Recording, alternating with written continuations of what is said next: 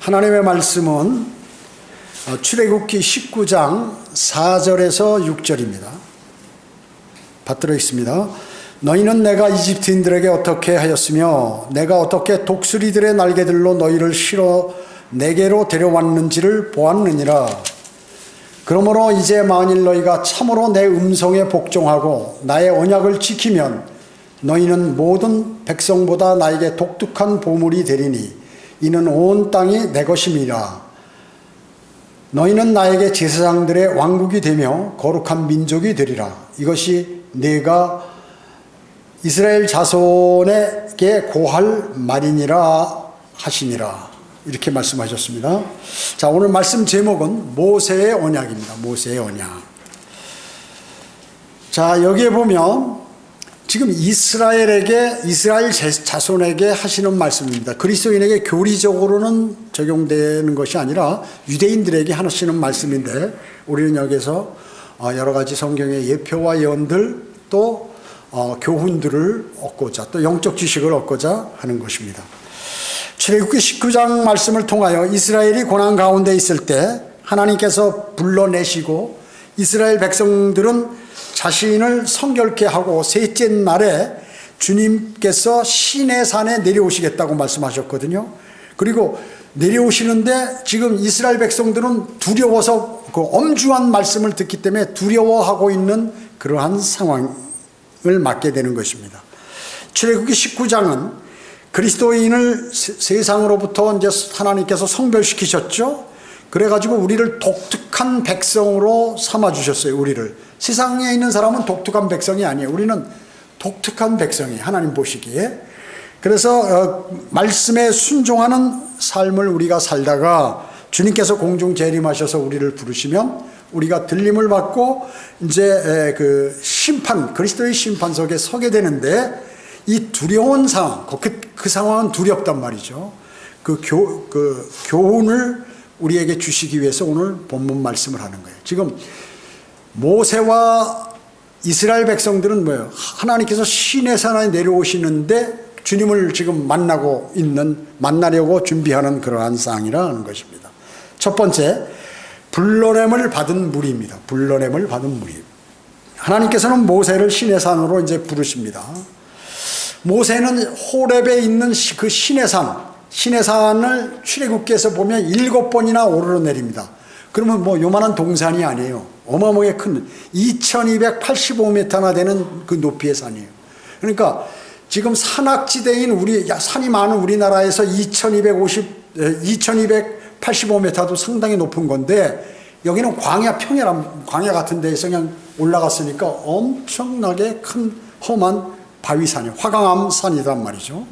거기를 7번 오르내리는 출애굽기에서 모세가 나이가 몇 살이에요? 80세가 넘은 사람이 오르락내리락 지금 하고 있는 것입니다. 이처럼 힘든 등산의 반복은, 그러면 왜 그러냐면 그 하나님의 언약, 위대한 언약, 하나님의 말씀을 받기 위해서 지금 모세가 그 일을 하게 되는 것입니다. 이스라엘은 시내 광야에서 1년간 머무르면서 십계명과 율법을 받습니다. 하나님과 언약을 맺고 이제 국가의 면모를 갖추게 되는 것이에요. 자, 지도자가 있죠. 또 그들이 이제 땅은 아직 없지만 이제 하나님께서 약속하신 가나안 땅이 있어요. 그 다음에 이제 국가가 있으면 그 헌법이라든지 법률이 있어야 되거든. 그 국가를 통치하려고 그러면요. 국가가 형성돼 법이 없다 그러면 어떻게 멋대로 하겠죠? 그러니까 하나님께서 딱 법을 만드는 거예요. 그러면 모세와 이스라엘이 그때 율법과 십계명을 받을 때 그 주변 나라들은 어떠냐? 무식했어요. 그런 법이 별로 없었어요. 그러니까 완전히 국가 체계를 갖추고 하나님의 백성으로 이제 나라를 출발하게 되는 시점에 도달하게 되는 것입니다. 이스라엘은 신의 광야, 이제 구원받은 그리스도인이 어때요? 여러 가지 믿음의 시행착오를 하죠. 이렇게 하다가 좌절하고, 이렇게 하다가 하나님 말씀대로 못 가고 다시 돌아오고, 이런 시행착오를 겪고 주님께서 원하시는 목표를 향해서 열심히 또 결심을 하다가 일이 잘 안 돼서 낙담을 하고 다시 재충전해서 다시 순례길을 가고 하는 이러한 헌신, 고통, 은혜 이런 것을 반복하면서 순례길을 가고 있는 것과 같이 이스라엘 민족들도 지금 이런 단계를 거쳐서 주님 앞에 서게 되는 것입니다. 우리도 마찬가지죠. 이스라엘 시냐 광야에 이르러 진을 친 것은 바로 이드로가 모세의 장인 이드로가 찾아오기 전에 이미 시내 광야 또 시내산 아래에 진을 치게 됐던 것이죠. 거기서 이제 한 1년간 머무르게 되는 겁니다. 그때 장인 이드로가 그 아내 십보라와 두 아들을 데리고 그곳에 이제 오게 되는 것이죠. 여기 1절에 보면 출애굽기 19장 1절에 보면 이스라엘 자손이 이집트 땅에서 나온 지 셋째 달이 되는 그날 그들이 시내 광야에 이르렀으니, 자, 그날이 있습니다. 그들이 리피딤을 떠나 시내 광야에 와서 광야에서 장막을 치고 거기서 이스라엘이 그 산 앞에 진을 이루니라. 시내 산 앞에 이제 텐트를 다 친 거예요. 장막을 친 겁니다. 3절에 보면 모세가 하나님께 올라가니 주께서 산에서 그를 불러 말씀하시기를 너는 이같이 야곱의 집에게 말하고 이스라엘 자손에게 고할지니라. 자, 시내산에 올라가서 하나님께서 부르셔서 내가 시내산에 내려올 테니까 너 올라와라 해서 지금 올라가는 거예요. 이렇게 반복해서 오르는 게 7번이에요. 왜냐하면 이스라엘 백성들이 굳건한 믿음을 가질 때까지 또 모세가 이렇게 힘들게 오르락내리락 하면서 하나님의 위대하신 말씀을 받을 때까지 또 이스라엘 백성들이 하나님의 말씀을 받을 준비가 되어 있는가를 하나님께서 계속해서 시험하시고 보고 계시는 것입니다. 여기서 그날이라는 것은 이제 셋째 달의 첫 번째 날이라 하는 것이죠. 자, 출애굽기에 보면 이제 한 민족인 이스라엘을 불러냄을 받죠. 이 사람들이 이집트에서 불러냄을 받은 무리예요. 자, 그리스도인은 뭐예요? 세상으로부터 불러냄을 받은 무리가 여러분들이에요. 즉 이집트는 세상의 예표죠. 이스라엘이 이집트로부터 불러냄을 받은 무리듯이 그리스도인 교회도 세상으로부터 불러냄을 받은 무리란 말이죠. 이게 헬라어로 에클레시아라고 하는데 하여튼 불러냈어요. 여러분을 세상으로부터 불러낸 겁니다. 자, 그래서 3절에 보면 이제 이 사람들이 어떻게 되냐면 출애굽기에서 처음에 민족적인 부르심을 오늘 19장에서 보고 그런 그 이스라엘 민족이 응답합니다. 예, 주님 부르셔서 우리 따르겠습니다. 주님의 말씀대로. 그 다음에 하나님께서는 거룩하신 분이다라는 것을 알려줍니다. 그 다음에 20장에서 23장에 보면 하나님의 도덕적인 계명을 이제 이스라엘 민족들에게 주는 거예요. 백성들에게. 그 다음에 24장에는 하나님과 맺은 피의 언약이 나오게 됩니다. 그리고 24장으로부터 31장에는 이제 경배의 순서와 형태, 제사할 때 어떻게 해야 된다, 경배할 때.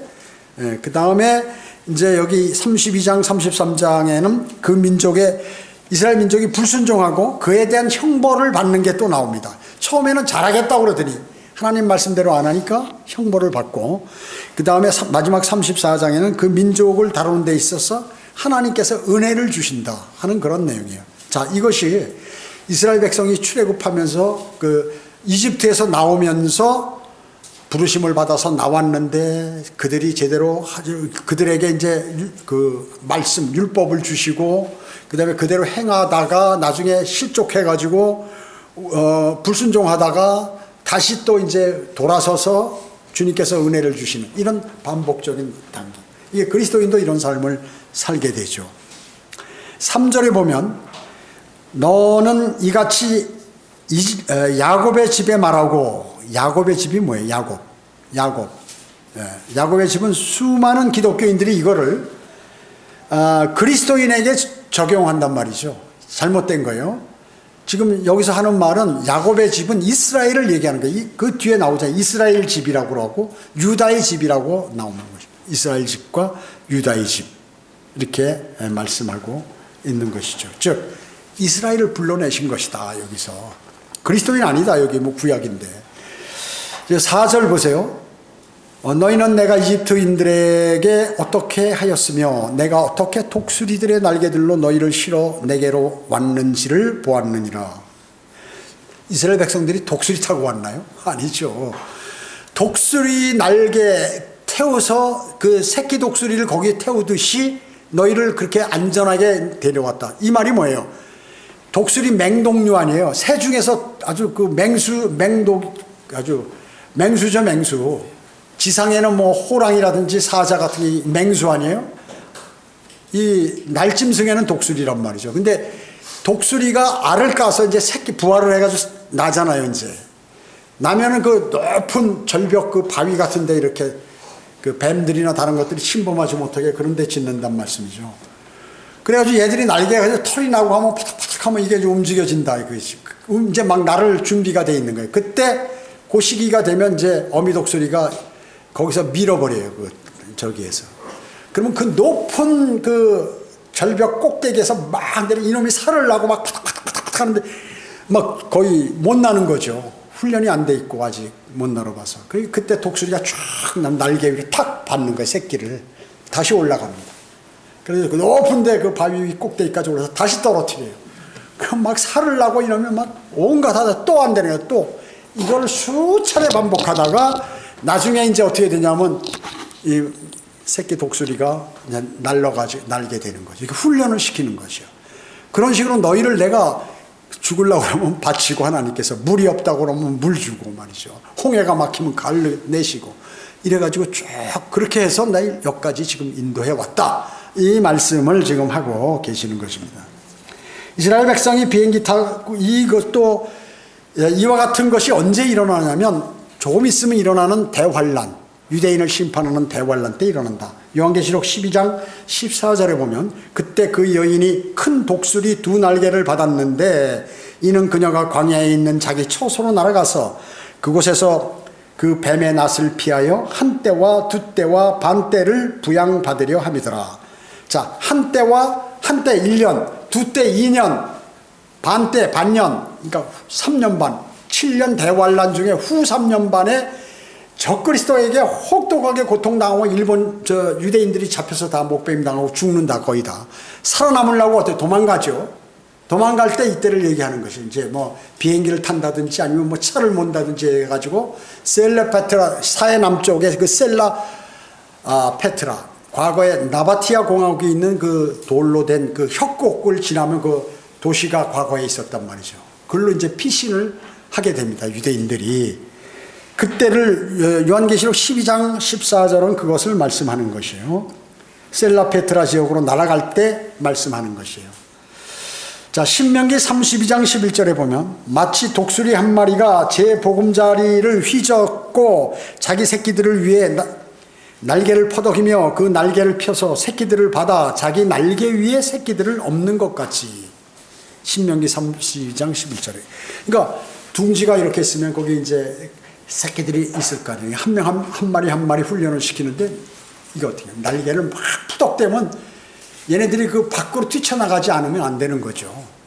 그래 휘져가지고 날개를 펴서 새끼들이 떨어져서 하면 이제 날개로 탁 받아가지고 다시 올라가서 또 푸덕푸덕 해가지고 다 쫓아버리고 그렇게 훈련을 하는 것 같이 내가 너희들을 그렇게 데려왔다라는 그러한 의미죠.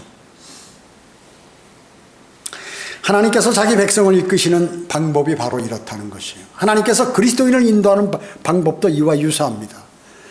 그리스도인이라고 만사형통이 아니죠. 그리스도인은 오히려 고난을 받습니다. 고난 가운데 그분의 선물이 있어요. 고난은 그리스도인에게 주시는 하나님의 선물이에요. 그 고난을 통해서 여러 차례 고난에서 믿음을 형성시키는 거예요. 고난을 안 받은 그리스도인은 믿음을 견지하기가 어려워요. 왜? 훈련을 안 받았으니까. 마치 독수리가 예를 들어서 그 새끼에게 계속 먹이만 갖다 줘서 이게 커버렸다. 나중에 날 수 있을까요? 못 날아버립니다. 그와 마찬가지로 고난을 받지 않은 그리스도인은 영적 전쟁에 투입될 수가 없어요. 실력이 없으니까. 훈련을 받은 적이 없으니까요.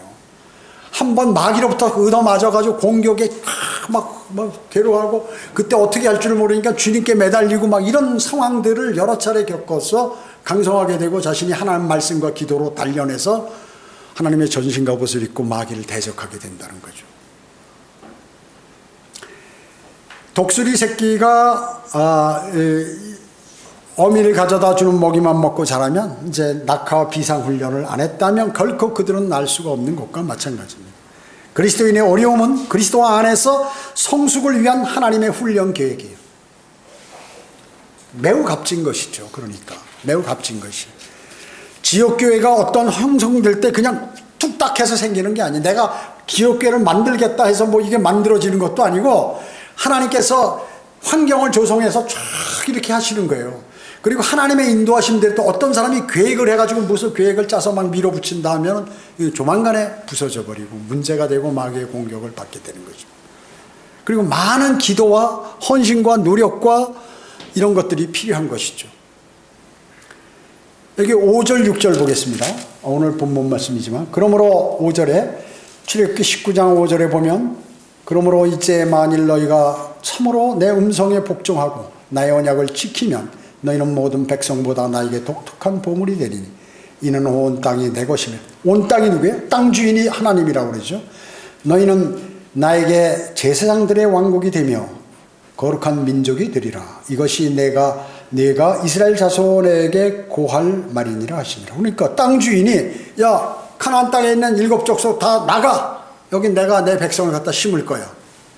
그러면 그게 허락해. 유엔이 인간들이 아무리 해야 소용없어요. 지금 어때? 지금이 유엔이나 많은 대부분의 영국과 미국을 제한 많은 나라들이 어때요? 이스라엘 잘못하고 있다. 왜 그렇게 그 약한 나라들을 핍박하냐? 약하긴 뭐 약해. 이스라엘보다 훨씬 더 많은 돈도 많고 석유도 많이 나고 그런 나라들이 삥 둘렀어도 이기질 못하잖아요. 거기. 그 나중에 천년왕국에서 다 이스라엘에게 내줘야 되는 땅이라 그 얘기죠. 땅 주인이 한번 이거 너희 거야 하면 그냥 너희 거가 되는 거예요.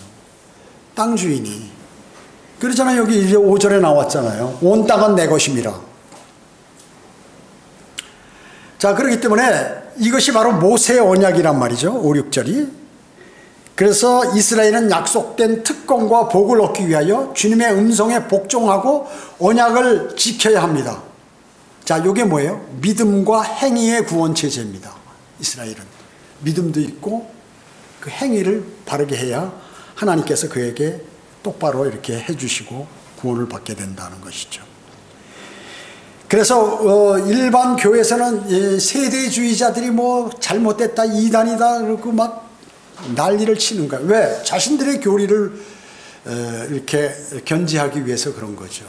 알미니안주의나 칼빈주의 이런 것들을 다 지키고 자기들이 배워온 거, 조상들의 전통을, 그 믿음의 조상들, 자기들의 조상이죠. 그러니까 원래 아브라함이 아니라 그것대로 그걸 지키기 위해서 몰아붙이는 것인데, 예수 그리스도께서 자신의 입으로 세대주의에 관해서 말씀하셨다. 구원의 방법이 다 틀리다. 누가복음 16장 16절에 보면 율법과 선지서들은 요한까지요. 요한이 누구예요? 침례인 요한.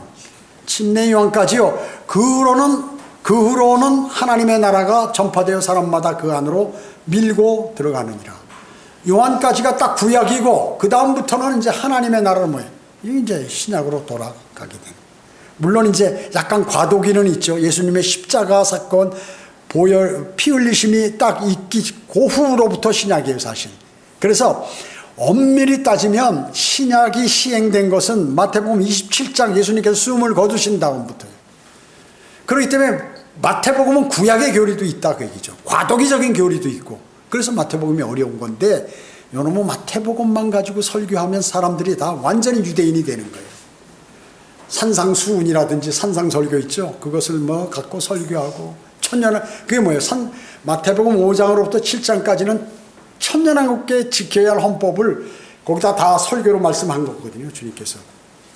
그런데 그거를 왜? 예수님께서 이 땅에 오셔서 통치하실 때 그때 할 건데 통치가 취소돼 버렸잖아요, 마귀의 방해로.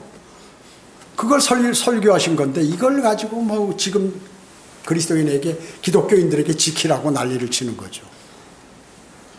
그 책이 얼마나 많은지 몰라. 산상수훈에 관한 해설, 뭐 주석, 뭐 이런 것들이 어마어마하게 많이 나와 있습니다. 다 잘못된 거죠. 그래서 율법과 선지서들은 침례인 요한이 죽음과 또 오순절 사이에서 끝나버렸다. 오순절은 뭐예요? 예수 그리스도께서 승천하시고 하늘로 올라가시고 성령님을 보내신 날이 오순절 안에. 그러니까 숨 거두심과 성령님이 강림하신 사이는 50일 차이가 있다. 50일 차이가. 예수 그리스도께서 모세의 율법 아래 죽으셨지만 아브라함의 언약과 연결되어 있다. 그렇기 때문에 이 아브라함의 언약은 은혜 아래 있었다. 이 말씀이 뭐예요? 아브라함 때 율법이 있었나요? 없었어요. 은혜 아래에 있어요. 은혜 아래. 그래서 은혜 아래에 있는 것과 동일한 것이다. 그렇기 때문에 아브라함은 아브라함의 언약을 어디서 받았나요? 팔레스타인에서 받았어요. 지금 가나안 땅 팔레스타인에서 받았지만 출애굽한 유대인들은 어디서 그 계명을 어디서 받았나요? 광야에서 받았다. 시내산으로부터 광야에 거할 때. 그래서 광야에 거할 때 받은 것은 임시적인 것이다. 그 본질이 언제 오느냐? 예수 그리스도께서 이제 오시면 그게 신약으로 들어가는 것이다 하는 것이죠. 구약은 뭐예요? 그래서 다 예행 연습이에요. 예표고 뭐고 이런 것들로 가득 차 있어요. 미래 예언과 이런 것들로. 미래 일어날 일들이 거기에 다 모형적으로 들어와 있다. 그래서 아브라함은 모세 언약은 무슨 조건? 여러분의 구원은 조건적인가요? 아니에요. 조건 없어요. 예수 그리스도를 영접하면 구주로 영접하면 하나님께서 선물로 주시는 거야. 근데 유대인들하고 약속한 거는 뭐예요? 모세 언약은 조건이 있다. 너희가 참으로 나의 음성에 복종하고 나의 언약을 지키면 내가 이렇게 해주겠다 하는 것이죠. 그래서 유대인들은 독특한 보물이라고 했어요. 그리고 제사장들의 왕국, 그리고 거룩한 민족이라고 그랬습니다. 그러니까 독특한 보물이 뭐예요? 왜 보물? 그 주변에 그 당시에 율법이라든지 관습 이런 것들이 뛰어나다. 유대인들은 그 당시에 선진국이야 말하자면. 다른 나라는 법이 없으니까 지멋대로야. 힘센 놈이 최고고.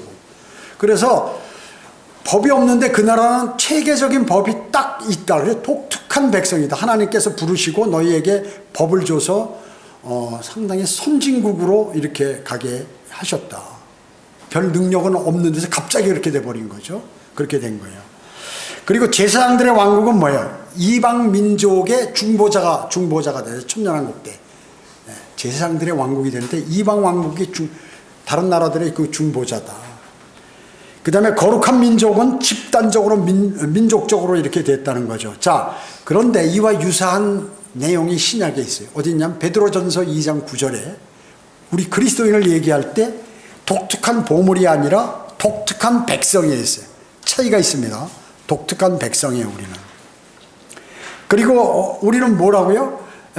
그리스도인에게 주어진 명칭이 바로 독특한 백성이야, 우리는. 그리고 제사장들의 왕국이 아니라 그 사람들은 집단적으로 제사장들의 그 나라 전체가 그런 건데 우리는 개인적으로 왕 같은 제사장이라고 나와요. 왕 같은 제사장. 그리고 거룩한 민족은 이제 동일하지만 유대인들은 집단적, 교회는 그리스도인은 개인적이란 말이죠. 거룩한 민족이 다 모여서 전체를 그렇게 호칭한 것이죠. 즉 하나님께서 사용하시는 민족이다. 하나님께서 사용하시는 민족이다 하는 것이에요. 그래서 지금 이스라엘을 이집트로부터 세상의 옆인 이집트로부터 불러내셔서 한 국가를 형성해서 너희를 불러냈다.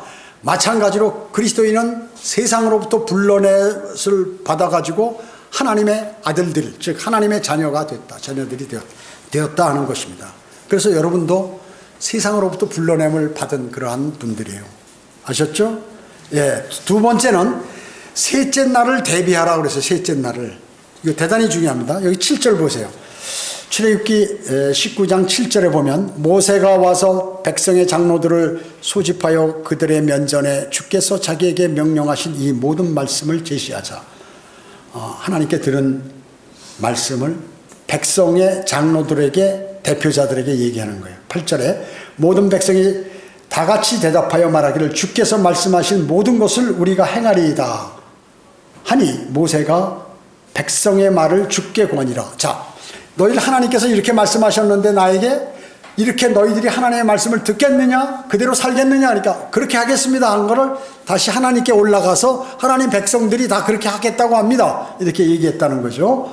9절에 주께서 모세에게 말씀하시기를 보라 내가 짙은 구름 속에서 내게 오는 것은 내가 너와 말할 때 백성으로 듣게 하기 위함이요 또 너를 영원히 믿게 하려 함이라 하셨으며 모세가 백성의 말을 주께 구하더라. 주께서 모세에게 말씀하시기를 백성에게로 가서 오늘과 내일 그들을 성결케 하고 그들로 자기 옷을 빨게 하며 자 주님 앞에 거룩하게 되려면 이제 이런 행위를 해야 돼. 옷도 깨끗이 빨고 성결케 하고 마음도 가다듬고 이렇게 가라 그 얘기죠. 목욕제게 하고 말하자면. 근데 우리 목사들 뭐 옛날에 뭐 하려고 그러면 목욕하고 막 뭘 해야 된다고 그러고 이렇게 하는 것과 같이 이 구약의 행위를 보고 이제 이렇게 하는 거죠. 그러니까 물론 깨끗이 해야 되죠. 당연히 주님 앞에 나가는데. 그리고 11절에 보면 셋째 날을 대비해라. 셋째 날. 이는 셋째 날의 주가 온 백성의 목전에서 시내산 위에 내려갈 것입니다. 자, 셋째 날. 셋째 달, 셋째 날에 주님께서 나타나신다. 야, 이 셋째 날, 하루가 천년 같고 천년이 하루 같은 이 사실을 기억하라고 그랬죠, 베드로전서에. 자, 그러면 이 셋째 날은 교회 시대 2000년이 끝나고 셋째 날, 3000년, 그 천년왕국이 시작되기 직전에 그때 주님께서 재림하신다는 그러한 말씀이에요, 이게. 모형적으로 말씀하고 계시는 것이에요. 그래서 지금 이들이 셋째 날에 대비해가지고 정결케 하고 이제 하나님을 만난단 말이죠. 우리도 어째요? 셋째 날에 들림받아서 그리스도의 심판석에 쓰게 된다. 여러분, 우리가, 그러니까 내가 거룩한 것 같이 너희도 거룩하라. 여러분, 거룩하게 되셔서 주님을 만나야 된다. 만나야 된다는 것이죠. 12절에 보면 너희 백성 주위의 범위를 설정하고 말하기를 너희는 스스로 조심하여 산에 오르지 않도록 하고 또한 그 경계에 닿지 말지니 산에 닿는 자는 누구라도 반드시 죽음을 당하리라. 그것에 손이 닿지는 않아도 그는 반드시 돌에 맞거나 화살에 맞으리니 짐승이든 사람이든 간에 살지 못하리라. 나팔을 길게 불거든 백성들은 산에 오를지니라 하라 하시니라. 모세 이제 그렇게 하고 모세가 산에서 내려와 백성에게 이르기를 백성을 성결하게 하니 그들이 자기의 옷을 빨더라. 그러나 백성에게 말하기를 셋째 날을 대비하고 너희 아내들을 가까이 하지 말라 하니라. 자, 성결케 하라고 얘기죠. 자, 그러니까 아내들을 가까이 하면 거기에 육신적으로 신경 쓰겠죠. 그러니까 주님 만나려면 그런 데 신경 쓰지 말고 지금 준비를 갖고 몸을 깨끗이 씻고 다 준비하라. 지금 우리하고는 조금 거리가 멀지만 교리적으로 하여튼 하나님 말씀을 받을 준비해라. 왜? 그분은 두려운 분이라 그 말씀대로 안 하면 죽게 된다. 그 말씀을 여기서 지금 하고 계시는 것이죠. 출애굽기 19장 8절에 보면 언약에 대한 헌신이 나오죠. 헌신. 네. 우리가 모두 하나님께서 약속하신 우리가 그거 행하겠습니다 라고 이렇게 한다고 얘기죠. 행했나요? 네. 그러나 하나님께서는 그들로 인해 슬퍼하시는 거다. 우리가 행했습니다 하고 모세가 하나님께 고한단 말이죠. 하나님 슬퍼하시는 거야. 왜? 이스라엘 백성들이 그것을 못할 줄 알고 배반할 줄 아는 거예요. 하나님께서는. 주님께서는 그것들을 지킬 수 없다는 것을 아신다. 너희가 어떻게 율법을 지킬래? 못 지켜 너희. 그래서 내가 이 땅에 오는 거야. 이걸 하는데 그 마음을 어떻게 하나님 마음을 어떻게 아시겠어요? 성경을 통해서 우리는 아는 것이죠. 성경을 통해서 하나님의 마음을. 막 자기들이 열심히 막 하고 몸을 단장하고 씻고 하나님 만날 준비를 하고 막 두려워 잘못하면 죽을 수도 있다고 막 벌벌 떨고 하나님 말씀대로 행하겠냐니까 예, 다 행하겠습니다 하고 하는데 야 하나님께서는 이미 그들이 우상을 섬기고 하나님 말로부터 떨어져 나갈 것을 아시고 슬퍼하고 계시다는 거죠. 하나님께서는 매우 장엄하고 무서운 방법으로 말씀하실 것이다 라고 하는 것이에요. 우리는 어때요?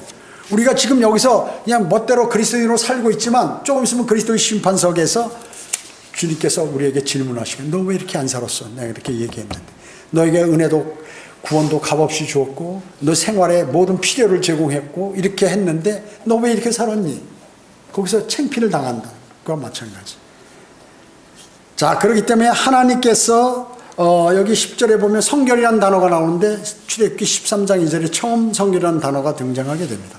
하나님께서 성결은 뭐예요? 사용하시기 위해 따로 떼어놓는 거, 이것이 성결이에요.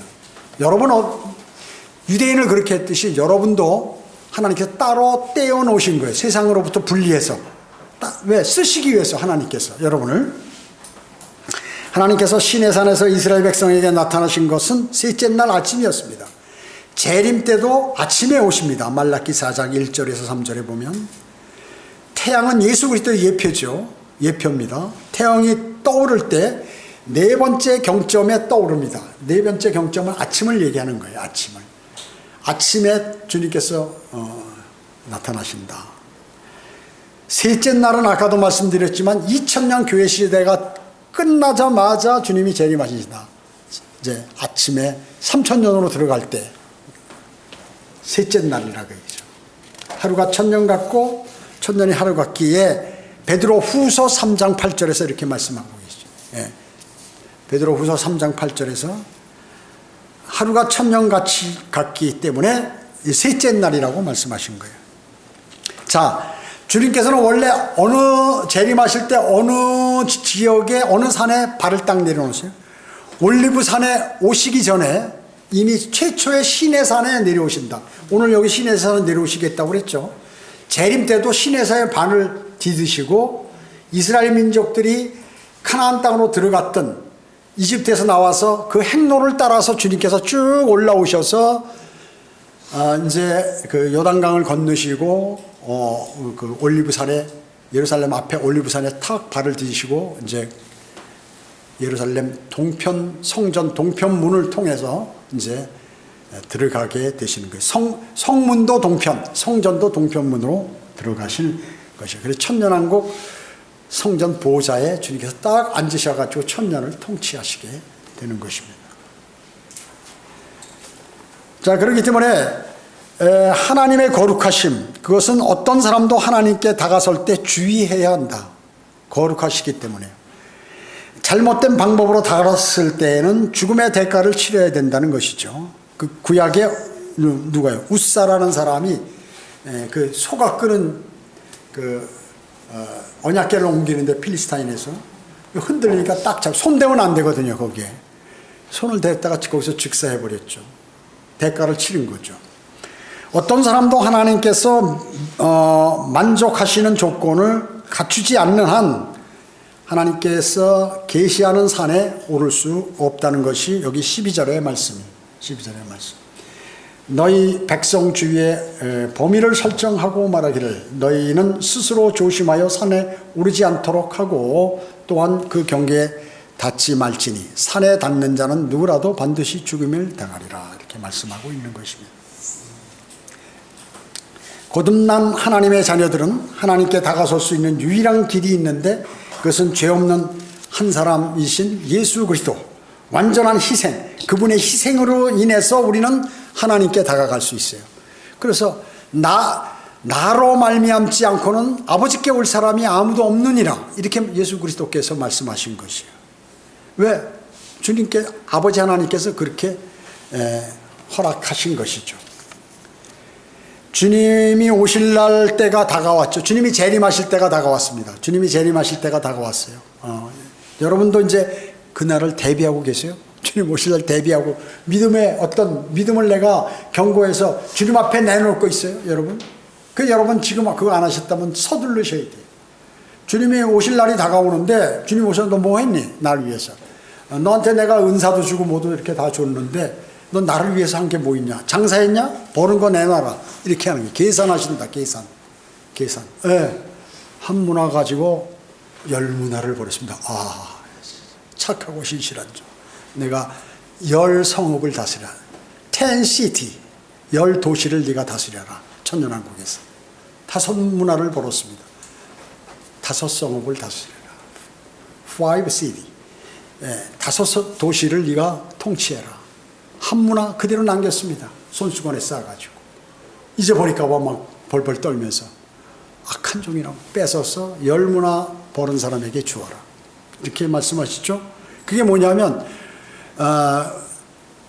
이방인들을 문화가 프랑이니까 이 이방인 그 돈 단위란 말이죠. 그러니까 우리 이방인은 그리스도인이 얼마나 장사하라고 하고 주인이 떠났는데 나중에 돌아와서 결산하자 했는데 없다 그 얘기죠. 여러분이 그걸 하셔야 됩니다. 자, 디모데후서 4장 2절에 너는 말씀을 전파하라. 때를 얻든지 못 얻든지 항상 대비하라. 오래 참음과 교리로 견책하고 책망하며 권고하라. 이렇게 말씀하셨습니다. 하나님 말씀을 알아야 전파를 하죠. 그렇다고 뭐 신학을 하고 뭐 다 넣어서 다 내가 열심히 공부한 후에 10년 후에 5년 후에 전파하겠다. 날세요. 그 전에 내 생을 마감할 수도 있어. 그 사람 가만히 보니까 맨날 결심만 하고 앞으로 내가 이거 해주시면 이거 하겠습니다. 이러고 하니까 하나님께서 얄미니까 알로 차라리 빨리 와라 하고 데려가신다 그 얘기지. 그런 사람은. 그러니까 어떻게 해요? 때를 얻든지 못 얻든지 대비하라 그 얘기지. 때를 얻든지 대비하라. 자, 그러니까 눈에 보이는 결과가 없어도 나이가 내가 들었어도 하라 그 일을. 뭔가 안 되면 전도지라도 나눠주고 그 사람이 그거 보고 돌았을 수 있을런지. 안 되면 말이죠, 뭐 유튜브 복음 설교 왔으면 이거 보내가지고 너 이거 들어봐라. 주님을 영접해야 된다. 아니면 자신이 직접 전하든가, 아니면 성경을 보내서 어디 술 쳐가지고 이거 읽어보고 주님을 받아들여서 영원한 생명을 얻어라. 뭔가 활동을 해야 된다. 활동. 주님께서는 뭐예요? 그 사람이 어떤 생각을 가지고 하고 있었는가 그걸 보는 거지, 뭐 실적이라고 해서 눈에 딱 떨어지는 이런 것을 보시는 게 아니에요. 그 사람의 마음과 활동 하다가 마귀가 공격해서 안 되면, 그러나 그 사람은 명령에 준수해서 한 것이에요. 그 일을. 때를 어떤지 전파하라 말씀을. 그리고 견책하라가 뭐예요? 확신을 심어주라. 당신은 지옥에 가는데 예수 그리스도를 영접하면 하늘나라 간다. 이 확신. 나도 그렇게 해서 없고, 난 과거에 이런 사람이었는데 이렇게 변모돼서 이제 앞으로 주님 앞에 서게 된다는 확신을 그 사람에게 심어줘라. 책망하라가 뭐예요? 너 잘못된 성경 써? 그거 안 돼. 그거 갖고 맨날 공부를 해야 네가 영적으로 잘할 수 없다. 예수 그리스도를 영접해서 구원받은 다음에 바른 성경을 써서 그것을 묵상하고 공부를 해서 네가 영적 지식을 쌓아야 된다. 책망, 잘못된 거. 복음을 안 들었어? 복음, 주님을 영접하라. 책망하라. 책망. 너 지옥에 가려고 환장했어? 이거 해가지고 막 강력하게 밀어붙여서 그걸 견책하라. 그얘기죠. 책망하고 견책하라. 권고하라가 뭐예요? 움직이도록 휘저어라. 동기를 부여하라. 가만히 있으면 백날 그 사람 그 멸망으로 가고 썩어버린다. 그러니까 뭔가를 막 후벼가지고 동기를 부여하라.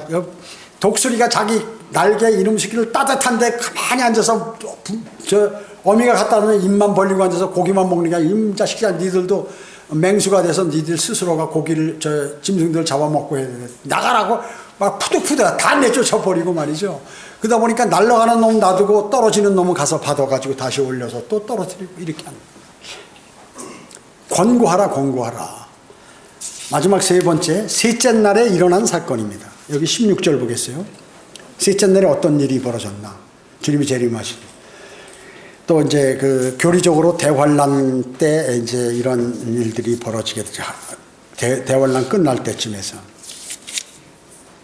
셋째 날 아침에 주님이 오시면 천둥과 번개와 짙은 구름이 산 위에 있고 나팔 소리가 심히 크므로 진영에 있는 모든 백성이 떨더라. 주님이 재림하실 때도 이래요. 천둥 번개 치고 막 구름들이 막 무서움이 몰려. 여러분 그 최근에 그 미국의 토네이도 막 돌 때 그거 한번 보셨어요? 시커먼 그 연기와 먼지들이 하늘로 돌면서 막 올라가는데 자동차도 띄우고 집도 띄우고 막 어마어마하게 전체가 어두워서, 그리고 그 플로리다 해안에서는 막 파도 쓰나미가 몰려와가지고 건물을 덮쳐버리고, 막 아무리 도망가도 더 빠른 속도로 와서 사람들 다 죽여버리고 건물 다 덮어버리고, 이런 어마어마한 일들이 벌어진다. 이거는 될 것도 아니에요. 주님의 재림하실 때의 형상을 세상 사람들에게 보여주는데 그거 모르는 거예요, 사람들은. 일본에서 어마어마한 지진이 일어났죠. 그 대지진이 일어났죠. 거기 어떻게 됐어요? 막 순식간에 건물 다 날아가고 사람 집 다 띄어가지고 죽고 난리가 났죠. 어마어마한 사건이에요. 멀리 있으니까 그냥 그런가 보다 하는 건데 어마어마한 사건들이 벌어진다. 그렇게 된 거예요. 이거 지금 막 벌벌벌 떠오르 사람들이.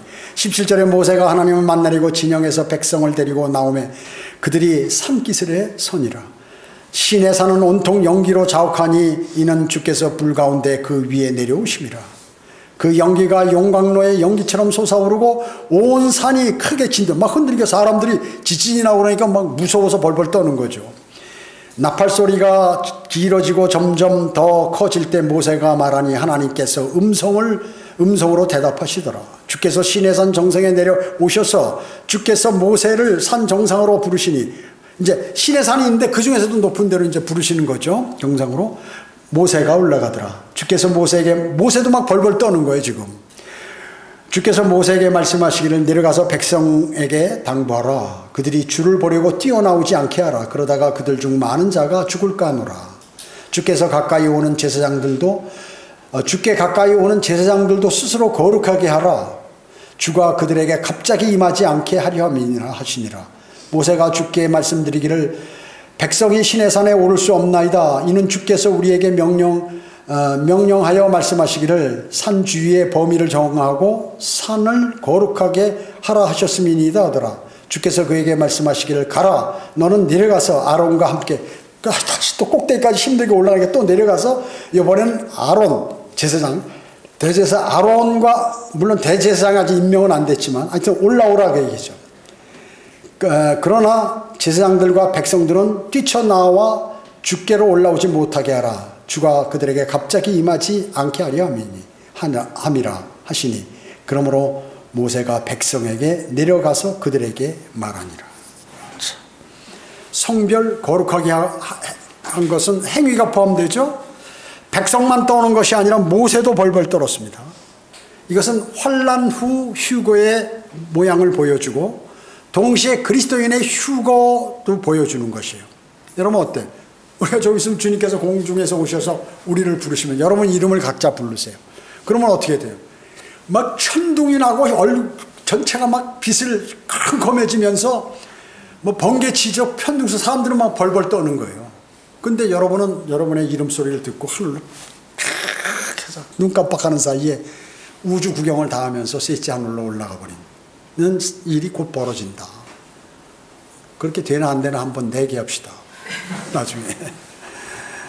그 믿는 사람하고 안 믿는 사람하고 얼마나 차이가 나는지. 그거야 믿는다고 해주지. 아니면 뭐, 그럴 수도 있겠지. 뭐, 이러기 수준이 아니에요. 그렇게 된다. 믿는 사람만이 주님하고 교제할 수 있는 사람이에요. 주님의 말씀을 신뢰하는 사람만이. 그래서 구름이 나타나죠. 뭐예요? 그 나팔 소리가 나타나고 막 천둥이 치면서 이리 올라오라 소리가 들리는데 세상 사람들은 천둥 소리로 들린다. 이 장면들이 재림의 장면 그대로예요. 이게 그 재림의 장면 그대로라. 모세는 하나님의 말씀을 듣고 다시 백성들에게 구합니다. 22절, 24절은 은혜 아래에 있는 제사장들은 아무 특권이 없어요. 여기 율법을 받았나요? 안 받았나요? 아직 안 받았습니다. 율법 안 돼. 그 제사장이 임명이 안 됐어요. 제사장은 어떻게 옷을 어떻게 입고 어떻게 거룩하게 하고 이런 게 없어 아직. 근데 여기 제사장들이라고요. 이 제사장들은 특권이 없어요. 은혜 아래에 있는, 아직 율법이 오기 전이야. 받기 전이니까 은혜 아래에 있는 제사장들이기 때문에 이 여기서 제사장은 가족의 대표자를 얘기해요. 아버지는 그 가정의 그 제사장이었거든, 과거에. 레위 지파 제사장으로 섬기는 것은 선택되지 않았는데 이건 출애굽기 32장에서 임명이 돼요. 아직은 제사장이 없다 그 얘기죠. 본문의 제사장은 가족 중에 첫 태생을 말할 뿐이다. 가족 중에 첫 태생. 출애굽기 13장 12절에 보면 첫 새끼를 따로 떼어놓으라. 짐승을 얘기한 거지만 하여튼 사람도 마찬가지. 수것인데 그것은 주님의 것이다 라고 말씀하고 계세요. 자, 이드로와 멜기세덱도 레위 지파가 성별되기 전에 오래전에 제사장들이었죠. 제사장들이었어요, 이 사람들. 자, 하나님께서 아론과 함께 올라오라고 그랬죠. 뭐예요? 십계명을 듣기 위해서 아론이 모세와 함께 올라갔다고 지금 성경은 말씀하고 있는 것입니다. 아론이 다 봤죠. 아론이 증인. 아론은 대제사장으로서 예수 그리스도의 모형이죠. 대제사장. 여호수아는 재림 때 재림 때 예수 그리스도의 모형이에요. 여호수아는. 그리고 이스라엘을 다루는 모세는 선지자로서 동참하는 선지자로서의 예표. 모세는. 자, 그래서 이 아론과 여호수아는 모세의 사역에 개인적으로 동참하는 그러한 영광을 누리게 된다. 실제 모세가 주지만 거기에 옆에 아론과 여호수아도 마찬가지다. 여러분도 그런 분들이라는 것이죠. 여러분 오늘 이제 이 말씀을 통하여 주님이 나타나실 때 이런 엄중하구나. 그 다음에 이제 세상으로부터 불러냄을 받았는데 그것은 이제 세상으로부터 성별해서 여러분을 쓰시기 위해서 그렇게 하신 것이다. 것의 예표들이 오늘 성경에 기록되어 있어요. 물론 이에 대한 자세한 교리는 또 신약에 나오지만 우리는 이것을 통해서 하나님의 마음 그리고 하나님께서 요구하시는 것 그리고 그 방법은 유사하다. 과거에 이스라엘을 통치하시던 하나님이 우리의 기도를 들으시는 지금 하나님과 동일하신 분이다라는 것을 기억하시면 되겠습니다. 기도하겠습니다. 전지전능하시고 자비로우신 아버지 하나님 감사드립니다. 저희들은 오늘 이 어려운 내용이고 또 복잡하지만 출애굽기 19장을 다 하나님의 말씀으로 받아들였습니다. 더욱더 한 번 더 읽어보고 묵상함으로써 믿음을 공고히 할 수 있도록 주님 도와주시기 원합니다. 은혜 감사드리오며 다시 오셔서 저희를 데려가실 주 예수 그리스도의 이름으로 기도드립니다. 아멘.